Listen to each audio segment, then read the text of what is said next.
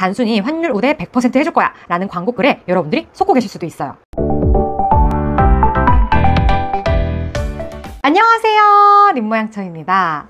환테크를 위해서, 미국 주식 투자를 위해서, 단순히 여행, 학자금 경비 등을 위해서 달러를 사고 파시는 경우 많죠. 돈으로 돈을 사고 파는 방법인데도 생각보다 전문적인 용어도 많고 또 사는 방법도 여러 가지라는 거 아시나요? 단순히 환율 우대 100% 해줄 거야 라는 광고글에 여러분들이 속고 계실 수도 있어요.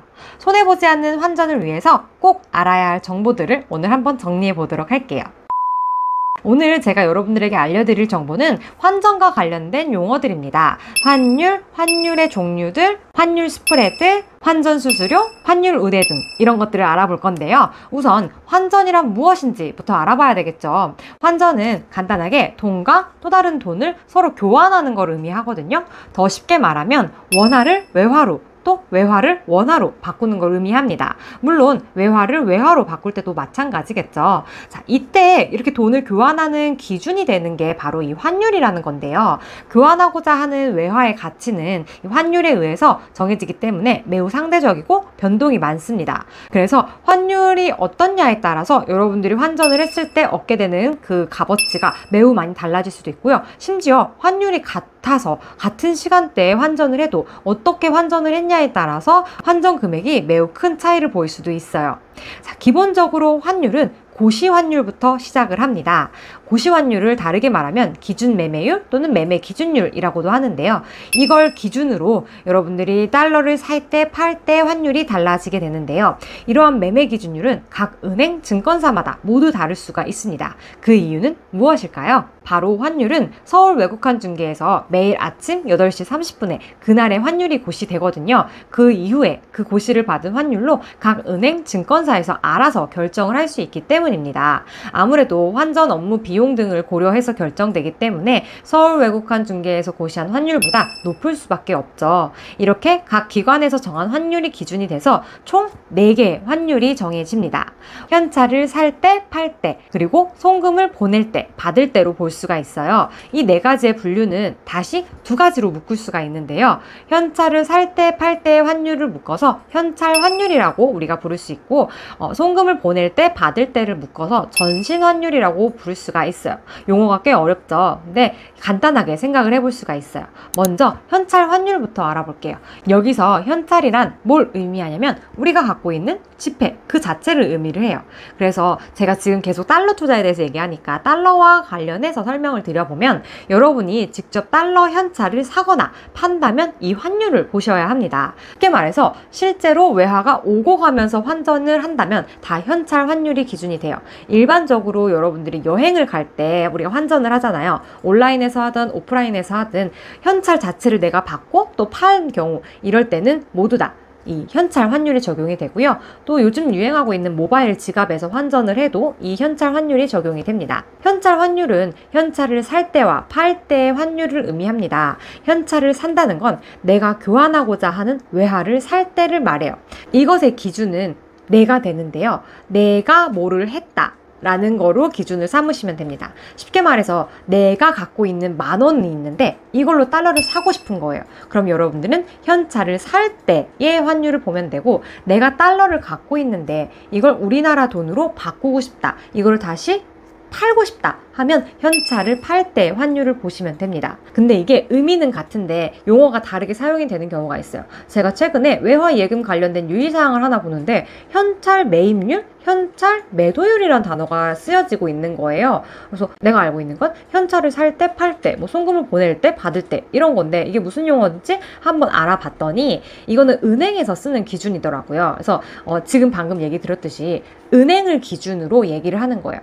은행을 기준으로 고객이 달러를 사갈 때 은행 기준으로 하면 달러를 파는 거죠. 그래서 현찰 매도율이 되는 거고요. 고객 입장에서 달러를 판다는 건 은행 입장에서는 달러를 매입하는 거잖아요. 그래서 현찰 매입률이라고도 얘기를 합니다. 다시 한번 정리를 해보면 내가 현찰을 살 때의 환율로 적용이 되는 건 은행 기준으로 현찰 매도율이 되고요. 현찰을 팔 때의 환율로 보는 건 다른 말로 현찰 매입률이 되는 겁니다. 사실 이 용어는 많이 사용하지 않으니까 그냥 현찰 살 때, 팔 때 환율로 보시는 게 더 좋을 것 같아요. 그럼 실제로 환율을 한번 비교해 볼까요? 오늘자 환율인데요. 환율의 차이가 꽤 크죠. 현찰 환율은 기준 매매율에서 각종 은행, 증권사에서 지정한 수수료가 적용이 돼서 현찰을 살 때와 팔 때의 환율이 정해집니다. 일반적으로 은행이 현찰을 살 때, 팔 때의 수수료는 1.75%라고 하는데 이거는 완전 정해진 건 아니니까 여러분들이 환전을 하려고 하는 그 은행의 수수료를 다시 한번 확인해 보시는 게 좋아요.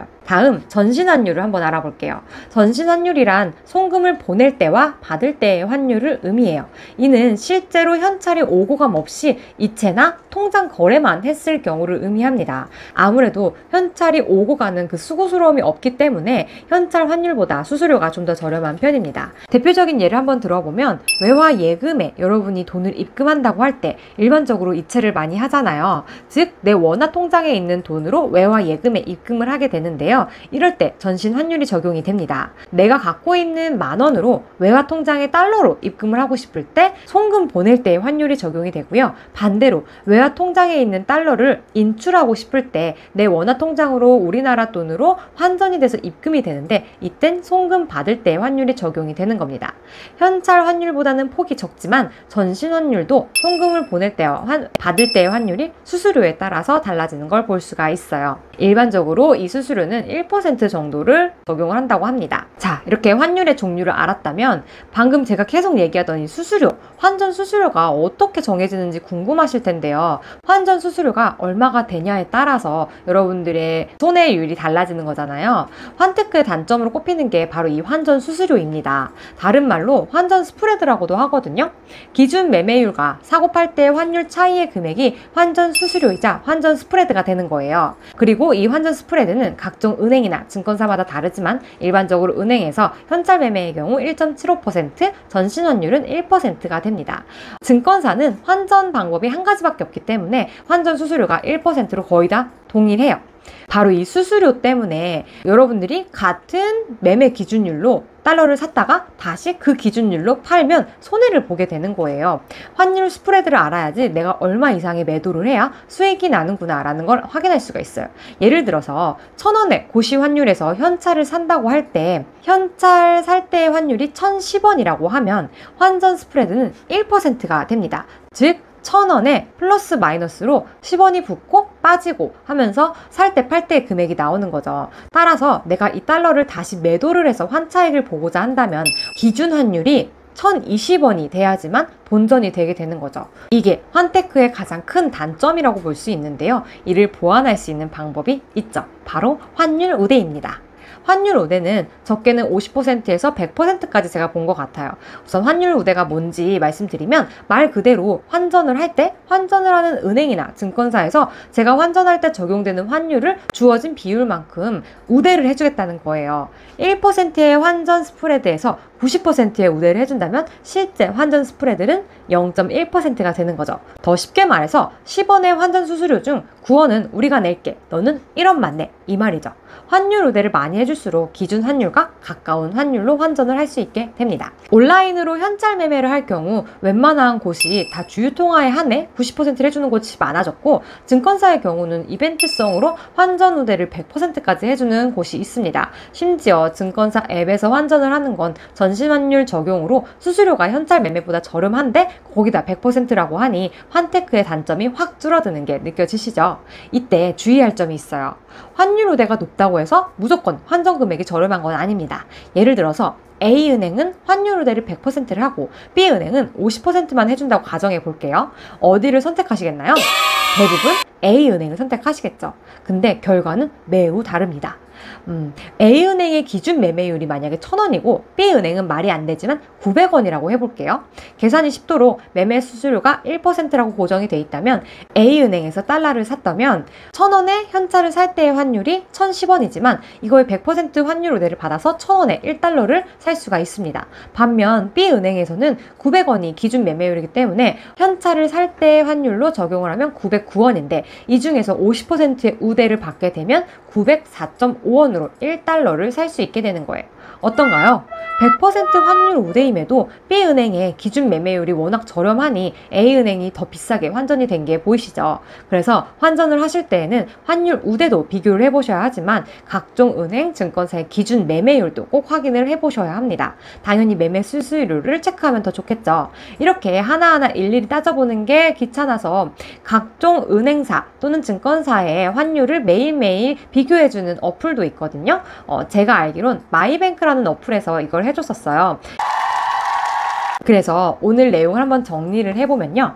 환전을 하기 위해서는 환율을 체크를 해야 한다. 환율에는 두 가지가 있는데 현찰 환율과 전신 환율이 있다. 현찰 환율은 직접 내가 달러를 오고 가면서 사고 팔 때 적용이 되고, 전신 환율은 달러의 오고감 없이 통장 거래를 할 때 사용이 된다라는 것만 아시면 좋을 것 같고요.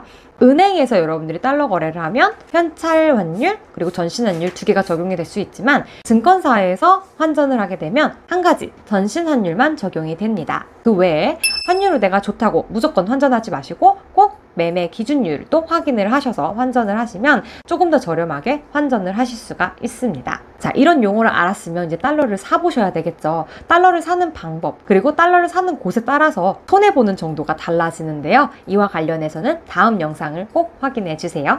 그럼 오늘도 부잣길 걸으세요.